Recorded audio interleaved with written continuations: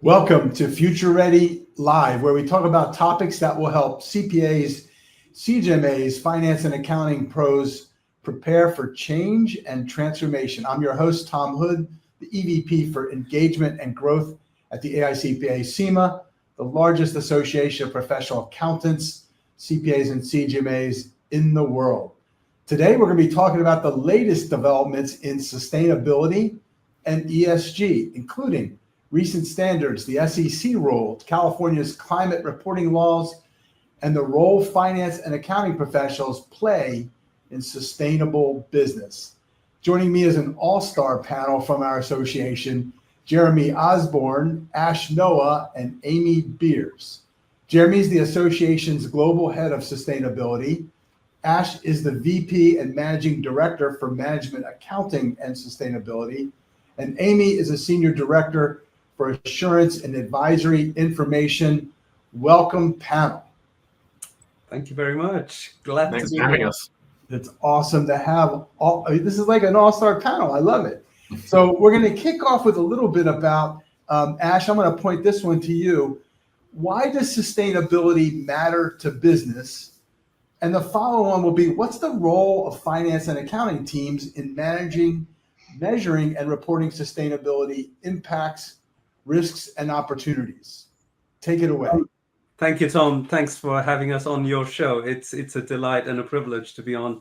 I've been looking forward to this for a while. So when we look at sustainability and we consider, sustainability and ESG is used quite interchangeably, but sustainability is really the wider term used for everything encompassing a sustainable business, as in being a responsible corporate citizen, and the license that society has given to corporations to operate in the environment today and produce their products, provide their services, and make money. The meaning of value has fundamentally shifted as far as society is concerned. There's been a massive shift from profits to shareholders to societal value. And that's what is driving sustainability. That's what is driving the focus on sustainability, the focus on the environment, the focus on the social aspect and the social impacts of the business and the governance over the business. And doing business responsibly is really sustainable business. Now, when we look at the role of finance and accounting has always been to manage the business model in terms of how an organization defines value, creates value, delivers value, and captures the value. And that involves sustainability management and business management. Now, the two are very interrelated, because when you manage your sustainable issues around the environment, around your social aspects and the governance, you're actually managing your business. The two are very intertwined. And so very clear reporting around ESG and sustainability, information that is decision useful both internally for the management and decision useful for the investor when they're making decisions whether to invest in your enterprise or not, is really being always around corporate reporting, and CFOs and controllers and the finance function has always been responsible for that transparency, the accuracy, and the relevance of that information. So that, in sum and substance, really sums up well what sustainability is and why should finance be so deeply involved in sustainability management. Yeah, in fact, we're seeing a lot of that with our whole Future of Finance group in the Americas. And of course, you're leading the charge even around the world in terms of our Future of Finance 2.0 research, right? Which we'll add a link to the show notes for this to give you that development as well. But that's a great overview. You could have gone for another 2 hours, I know, but this is giving everybody a taste. And then all the developments. So Jeremy, you're going to talk about what's the new and emerging sustainability standards. I know there's a bunch happening globally. Talk a little bit about the ISSB and how they're being adopted around the world, and some of the key regional and country developments as well. So Jeremy, take it away. Thanks, Tom. So as you said, there's been a huge amount of activity really since the announcement at COP26 in Glasgow of the launch of the International Sustainability Standards Board, the ISSB, which is a sister board to the IASB. The ISSB issued its first two standards in June of 2023 with an effective date of the 1st of January 2024. And those first standards, one effectively is sort of mother of all standards, IFRS S1, that's for general sustainability related disclosures. And then S2 is the first topical standard, which is for climate related disclosures. And over time, the ISSB will issue future topical standards on areas which are considered to be a high priority for investors, first and foremost, to understand how a particular sustainability related risk or opportunity is affecting the company's performance and prospects, in particular its access to capital and its cost of capital. So the standards it's just over a year since they were issued, and the ISSB is engaged in a very systematic process of talking with regulators in different jurisdictions around the world for adoption of these standards. That's a process that will take some time, as is inevitable given the complexities that sit behind it. And the way to think about these two standards is that these are the global baseline, and that they are aligned with regional standards or jurisdiction-specific standards. So from a regional perspective, the next most important set of standards to consider is the EU, because that's obviously 27 member states. And here we have the European Sustainability Reporting Standards, or the ESRSs.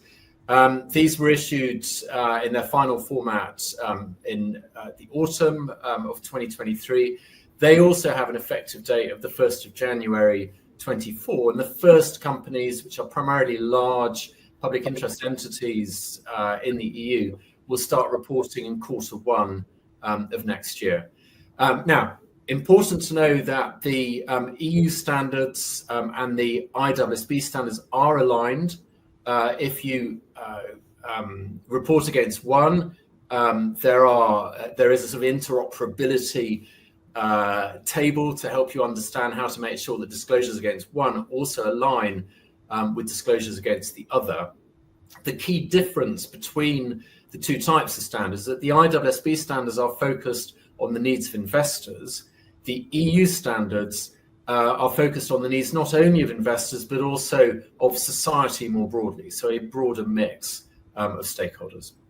And then the EU standards will have an extraterritorial jurisdiction. So for large companies based outside the EU that do business within the EU, and the threshold is fairly low for this, in time they will also have to report against these standards on their global operations. And that will be from financial year 28.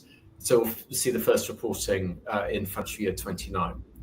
And then in America, we have two important developments.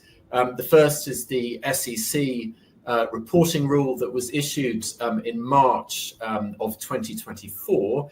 That will require companies, large companies in the US that are publicly traded, to report their Scope 1 and Scope 2 greenhouse gas emissions with assurance required for both of those. But there has been a stay placed on that, so we don't quite know where that one will fall. It will probably depend on whatever the results of the American election are in November.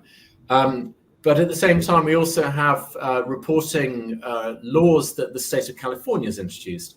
Now these apply to both listed and private companies, so their scope is broader than the SEC's rule.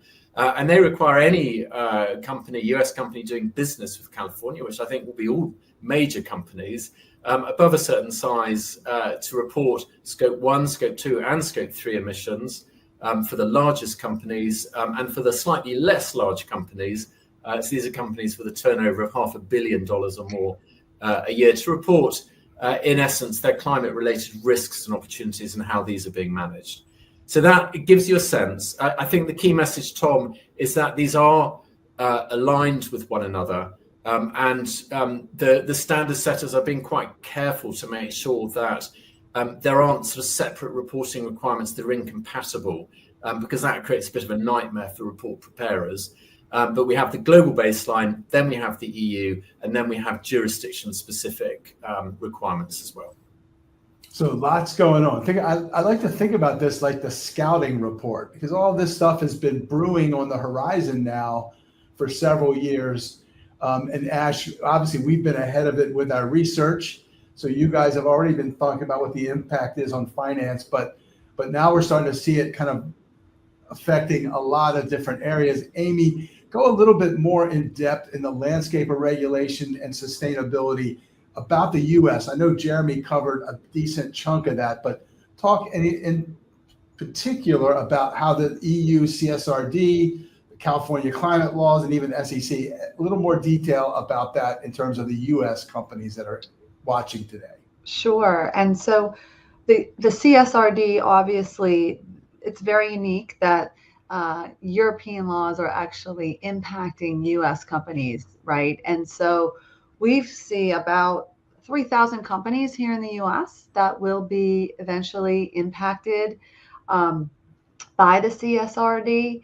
And what I will mention is all of these requirements, both the CSRD requirements, the requirements that may eventually come through the SEC climate rule, as well as the California laws, all have assurance requirements attached to that. And so at first, they're going to be phased in with a limited assurance requirement, but eventually they will all potentially move to reasonable assurance. And what does that mean for companies? Well, companies will need to be ready to move. A lot of companies are doing this on a voluntary basis. They may not have robust internal controls and processes around this information.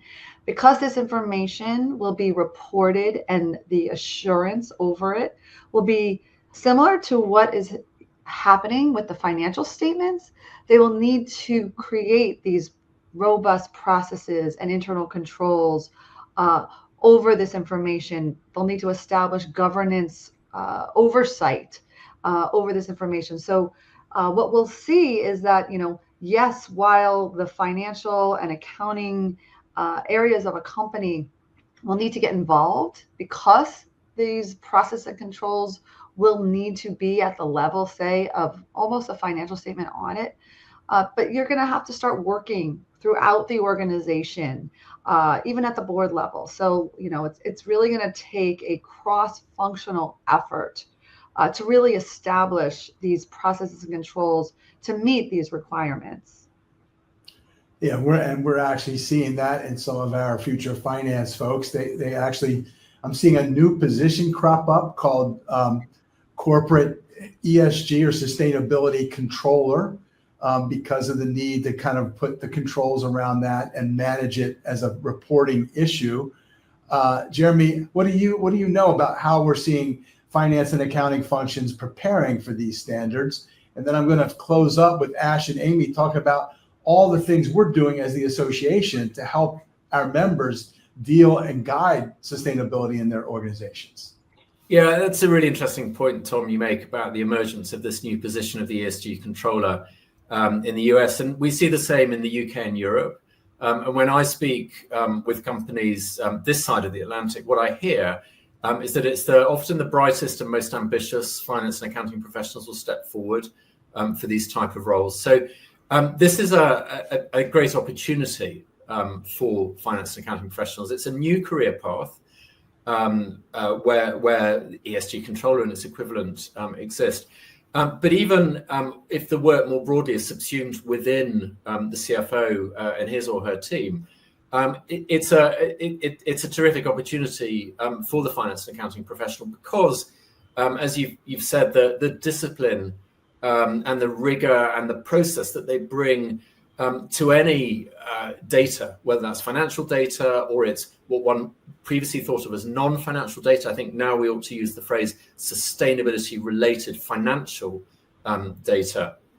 And it's an opportunity for finance and accounting professionals really to flex their muscles It's inevitable, I think, that when this information is made public, which, as I said, we'll see at the beginning of 2025, the CFO will be signing off on the data in the same way that they sign off on the the core financial data. Now, what are they going to want to see going on to have confidence that that data is accurate and reliable? Well, external assurance, as Amy has said, is one part of that. But even before a company is going to seek external assurance, they will want to know internally that there are strong controls behind the data, that there's risk management that sits behind the production of the data, that the analysis is being consistently prepared from year to year, so it's comparable from year to year, but also comparable when it's made public with other industry groups. And I think, in a way, the most demanding area, but also the area that's probably got the greatest opportunity associated with it, is making the connections between the sustainability related financial information and the traditional financial information. That is going to be a challenge. I think it's going to exercise the best CFOs in the world on how to do that. But if they can understand what the relationship is between the organization's management of sustainability related risks and opportunities and the financial performance, the historic financial performance of the organization and its future prospects, and as I said in my opening remarks, particularly in the context of access to finance and the cost of capital, that is a very important narrative to communicate to investors and more broadly to stakeholders. And I think there's only one professional within a company that can do that effectively, because they already understand the financial data. And with all of the training and all of the skills and competencies that finance and accounting professionals have, they'll be able to understand the sustainability related financial information. I think it will fall on the shoulders of the finance and accounting professionals. So it's a career opportunity for some, but more broadly, I think it's an opportunity for the finance and accounting professional to really bring the discipline of the profession to the table, and the value add of the analysis and interpretation of this data that they bring. So happy days, I think, exciting and heady days ahead for the finance and accounting team.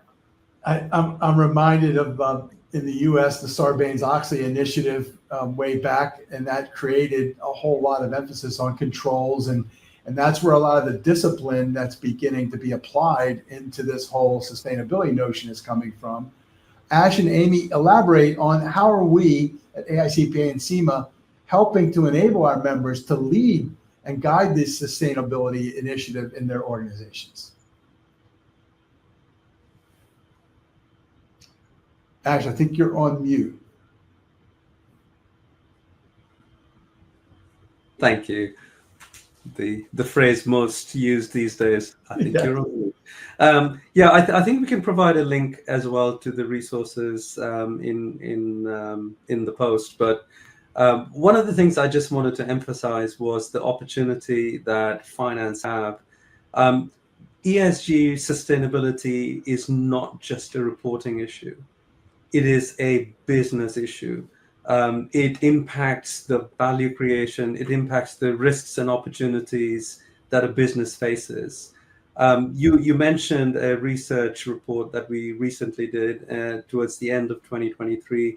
Over 2,000 respondents responded to this, and 61% of them said that ESG is becoming more important to their organizational business model. And so it is an opportunity for finance to really come to the fore and support their organizations in the implementation of these standards, not just for reporting, but also how it impacts their businesses' risks and opportunities, and manage those better and really create value. And so we are seeing as an association the opportunity to enable our members and professionals to be able to lead this and to be able to lead their organizations through a lot of uncertainty. This is new territory. Things are changing constantly.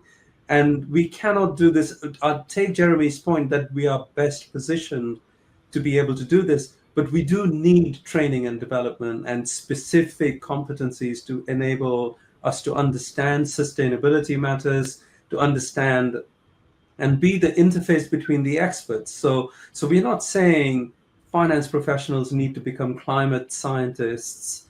They don't need to become the eco-environmental experts, but they need to be able to interact with them and understand the business implications, understand the risks and opportunities, and translate them into transparent reporting, but also translate them into the issues that the business faces and the investments that the business has to make in order to manage these risks, but also to leverage these opportunities. So in that regard, we partnered with the Oxford University, the Side Business School. We are offering some really strategic courses around sustainability. We also have an ESG fundamentals certificate that the AICPA and CIMA have themselves developed, and we are offering that to members and to non-members. And our ESG landing page, to which we can provide a link, has a plethora of resources for you to keep yourself up to date in this vastly and fastly moving topic of sustainability. Amy? And I'll just, obviously we've been focusing very much on upskilling our members and our professionals in this space through various courses, through thought leadership, through breaking down some of these regulations. We've done a number of summaries of the SEC rule, the California climate laws, as well as the EU corporate reporting sustainability directive. And so, members can get some of those quick hits. But behind the scenes, we're also advocating on behalf of the entire profession, and we are the voice of accounting and finance. We work through our advocacy teams and getting that voice being heard by the standard setters and the regulators as they think about developing these laws. And we had, we worked with the state of California. We've put our letters into the SEC. So, we're very much working on the profession's behalf so that finance and accounting professionals can do this work, can be there as a trusted professional to provide reliable information. And this underscores, Amy, the whole point, the value of association, where we are the association largest in the world for CPAs and CGMAs, and that voice matters. So there is strength in numbers. So all of you out there listening, you're part of this whole community that we're doing. That includes the state CPA societies, like we worked on with California on that rule. So it's a big network, and it's going to take a big network because this stuff is moving rather quickly. And we're doing our best to stay ahead so that you all can stay ahead out there. So I want to thank my superstar panel here today. This was awesome to have you all give us a little glimpse of the latest that's going on. My key takeaways is sustainability management is business management. And not only that, but it's how well we can create value. And this is the emerging role of accounting and finance, is to become value creators. Again, we'll put some links in the show notes so that you've got those and pay attention to kind of more of those resources. I think the other part is this is our opportunity as finance and accounting professionals, whether you're in a corporate management reporting function or you're in an auditor, because of the assurance, as Amy was talking about, it's all going to play into what we do in the future, because this is all the future of business. So I want to thank you all for joining me and my audience. Don't miss other Future Ready Live sessions back here on LinkedIn the first and third Tuesday of each month at noon Eastern. We'll see you then. And again, thank you, panel. Thank you. Thank you very much.